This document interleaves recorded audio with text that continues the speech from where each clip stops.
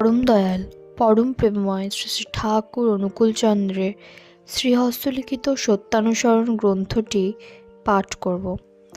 সত্যানুসরণ গ্রন্থের আজকের বাণীটিতে বলা হয়েছে, নিজের দোষ জেনেও যদি তুমি তা ত্যাগ করতে না পারো, তবে কোনো মতেই তার সমর্থন করে অন্যের সর্বনাশ করো না।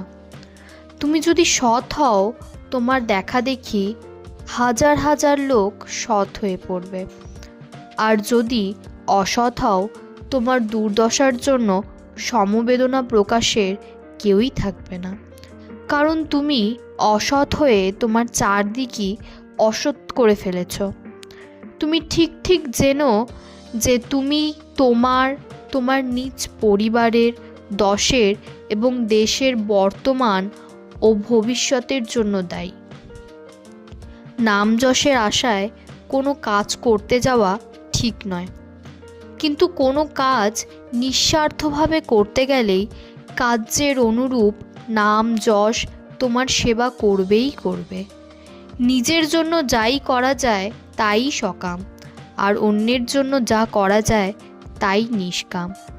কারোর জন্য কিছু না চাওয়াকেই নিষ্কাম বলে, শুধু তা নয় গো। দিয়ে যাও, নিজের জন্য কিছু চেও না, দেখবে সব তোমার হয়ে যাচ্ছে। জয়গুরু বলে আজকের বাণীটি এখানেই শেষ করছি।